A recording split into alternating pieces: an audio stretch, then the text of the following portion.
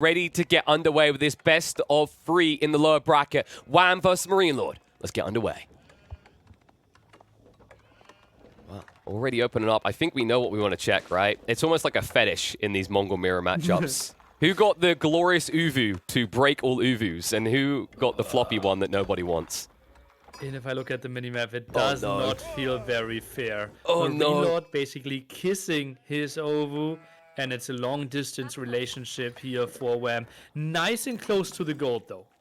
Yeah, and I don't know about you, but I haven't had a great experience long-distance relationships. Usually they just drain me dry, and it's going to drain Wham's economy dry in this early game. He's not going to be efficient at all. And that means MarineLorD all of a sudden already has the option to think about a Castle Age rush, right? Like, this is the dream. When you have an Uvu that close, you can insta-build the double pasture. That booms you up. And if you manage to unlock Castle Age even half a minute ahead of your Mongol partner on the other side, it's a huge edge, because that's where you begin to eco-boom with the step readout.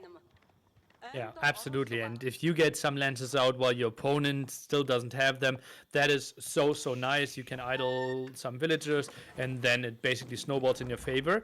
The big question, though, will MarineLorD even want to go into the Castle Age war? Because he knows, okay, with your Ovo that far out, maybe some Dark Age aggression could actually pay off. Yeah, that's an interesting thought. It does seem like an option that opens up, but my curious approach to this is MarineLorD. He's a player that has been very vocal about his playstyle. He's a percentage player, right? He wants to take that 1%, 2%, 3% advantage, and then he feels like because he's so on point with the way he plays his game very efficiently, he can min-max that over time. So I have a feeling like with the way that he usually opens up, I wouldn't expect him to hard invest into the outpost rush. That being said, with the racks already down, there should be some intent to at least drop 1, possibly 2 outposts before falling back for your later game timing. I really am questioning, did MarineLorD see the bad Ovo? Because that will be a lot of aggression, and I struggle to see Wham having a great defense. And now we can see, yeah, it's an easy scout there, so he knows exactly that's coming over. And as we can see, yellow flag already over there. And that will be some aggression. And that also means Wham will lose that Ovo, doesn't have a barracks, 25 food, 25 gold in the bank for MarineLorD, and all the stone extra production. Yeah, and it's like you mentioned, the raising, the burning of it, getting that 25 food and 25 gold. But this structure is especially crippling. It's not just the fact you lose your passive income, and it's so critical to success having an Uvu. It's also the fact that Uvus are not cheap. 150 wood at this stage in the game, and you currently have no way of protecting it. And the biggest issue I see here is even if you now choose to pivot and get your own racks, you on the home field don't have double production, which means it's going to be very hard to outmass MarineLorD.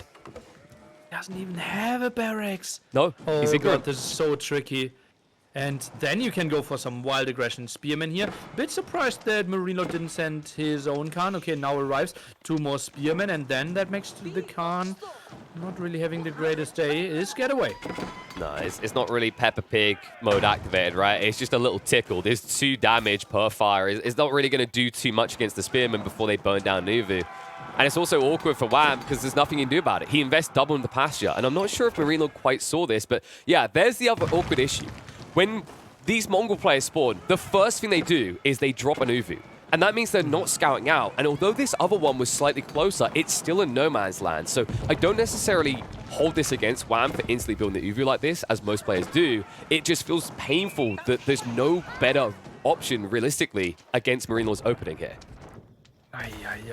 Now goes for Deerstone, so we'll have a reasonable economy, but still production is going to be very questionable. Now we see MarineLorD getting 25 food, 25 gold, bling bling, flying in. Making it rain, baby. And that's a boom to his economy, right? It's like, this is the power in Mongol mirror matchups. I think like this can usually seem like one of the most interesting matchups. You can say about like things like the Roost because there's a lot of diversification in their builds right now.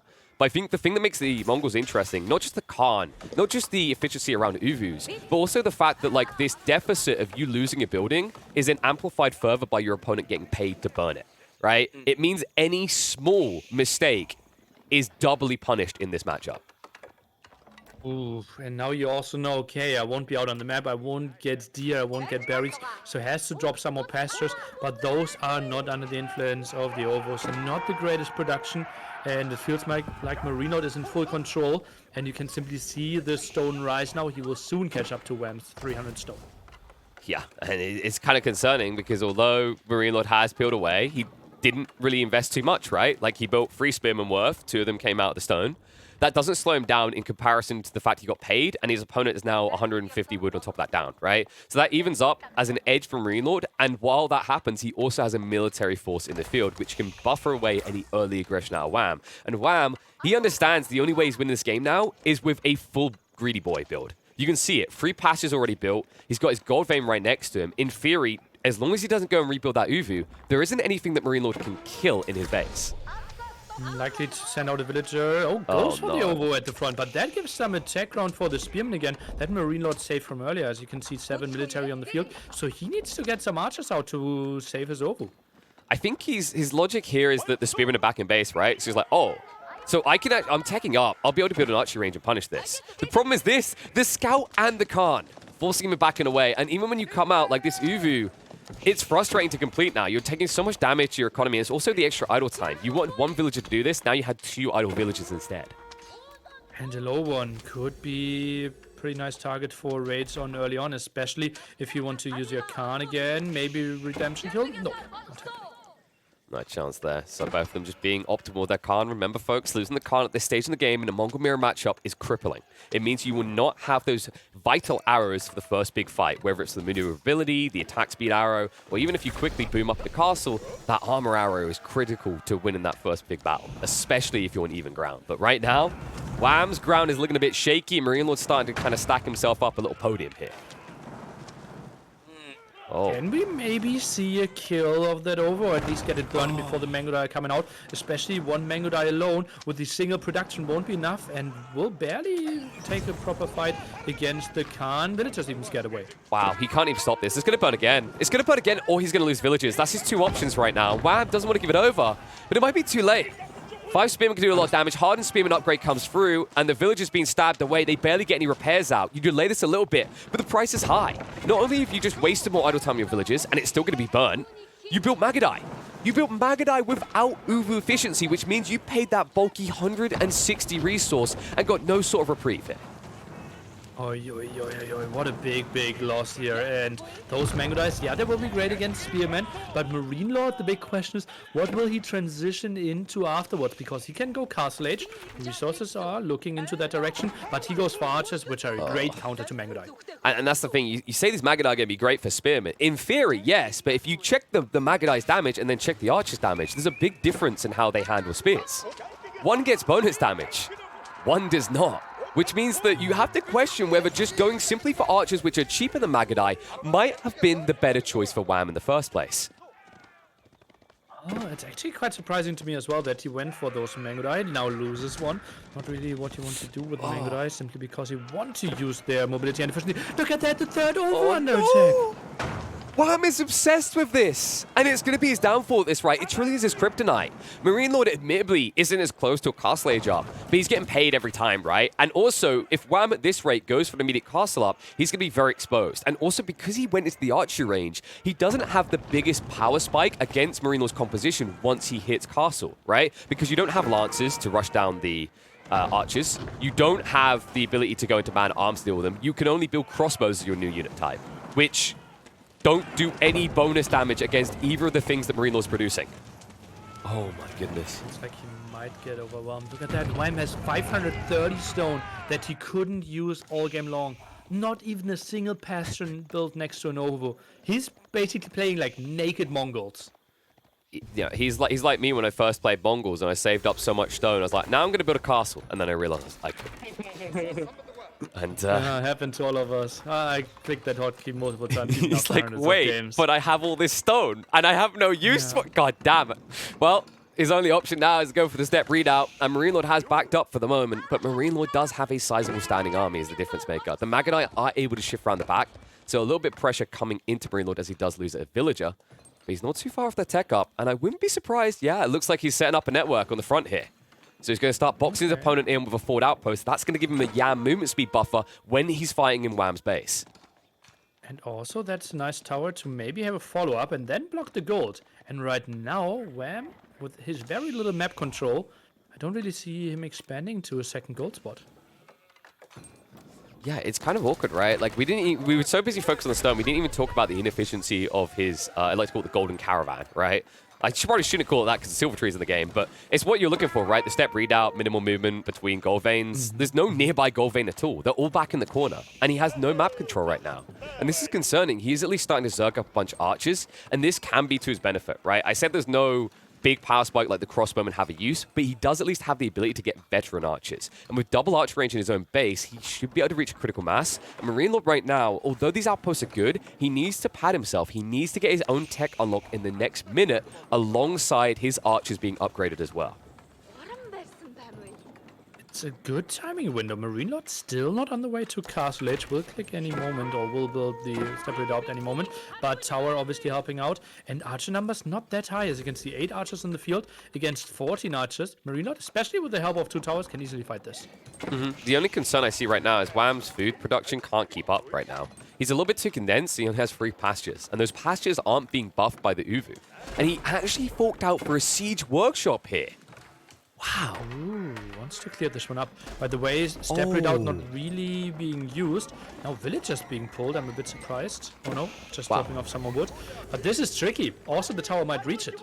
Well, I mean, Wham's kind of in trouble here because the reason he's built that siege workshop, which costs 300 wood, by the way, is very pricey. It's something Mongols never have to do when they hit castle. You know why, right? Siege engineering improved. It's amazing, right? Get your own shiny, sparkly new mangonels out in the field. There's an issue with that, though.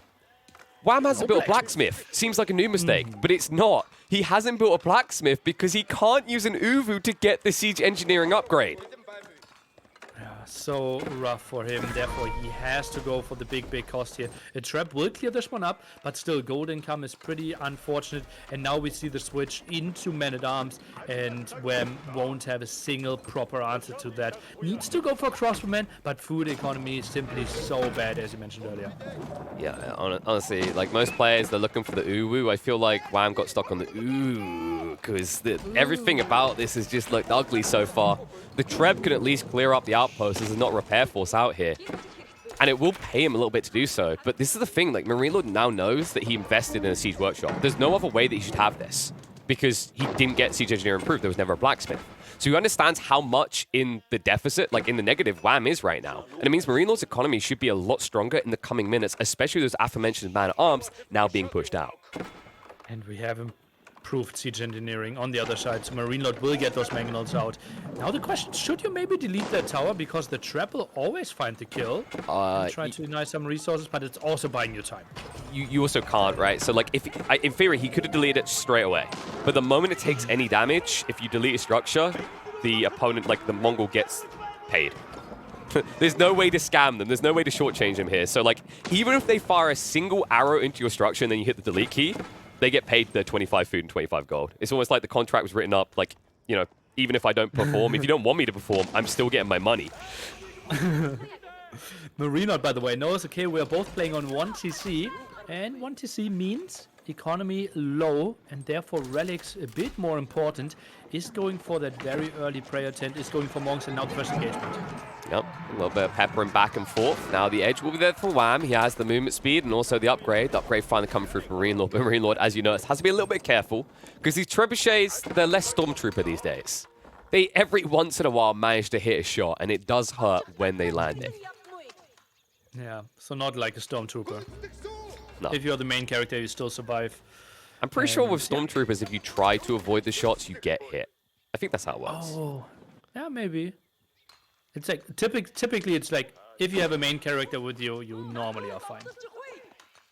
Well, in this situation, like the main characters feel like these cons, and these cons are being frustrating on both sides so far. Like MarineLorD using his to good effect to just keep the pressure up even when he doesn't have outposts. And Wham, I think this is the best use of his con in this situation. A lot of people are like, why is he not there? Why is he not giving the attack speed arrow in the fights in his base? He'd rather just extrapolate value elsewhere. If he can poke and prod a few villagers down and kill them, then he has an economical lead. And this is another cool thing he can do now that he's spotted out. He can just drive by these poor little shaman, and there's nothing they can do to stop him. Maybe pull the shaman back, but yeah, it's certainly being quite annoying. Not first Springled, might get some damage towards the Mangonel. Won't get the hits, but what's that, like the 4th time that the Ovo is getting denied now? I feel like Wham, like, have you seen the movie Memento? I think he's that character. I think he's got issues with his short-term memory. Because I think he needs to get some post-it notes to remind himself why not to build Uvus. Because that's how, in total, this will have been 600 wood spent, and you would have paid MarineLorD 200. That's a lot of resource, even at this stage in the game. You know what would have helped him against this, actually? If he had Akko Insurance, he wouldn't have to worry about this. He could just replace his lost Uvu for a smaller price. There you go. We've evolved. We're in-game chilling now. Springle's getting some good shots in, and that's Mangonels and Springle's down for Wham. Heavily dropping in military. Look at that. 17 to 34. MarineLorD is doubling the numbers. I'm not surprised, right? This feels like an underwhelming GG. You kind of knew it was coming probably from like 4 minutes in the game. MarineLorD is decisive about it, though. He doesn't greed. He doesn't rush to tech up. He times it perfectly and shuts Wham out of this game. And Wham right now is probably whamming his fist against his keyboard going, what in the hell was this spawn? Because these generations are selected. We got confirmation these are meant to be like appropriate seeds, but in a Mongol mirror matchup, the difference maker really was the stone outcropping locations. Ooh. I think it mainly came down to MarineLorD building an extra scout and Wham basically playing a bit blind. And MarineLorD knew exactly, okay, your ovo is out that much, and Wham had to struggle finding sheep and also scouting MarineLorD, right? He could have seen the early barracks and could have maybe adjusted, but didn't. Yeah, and like honestly, like just my final thoughts around that. I'd say everything else on the map was fairly balanced, right? Like most other things were reasonable. But like this stone outcropping placement is quite condemning in a Mongol mirror matchup. It's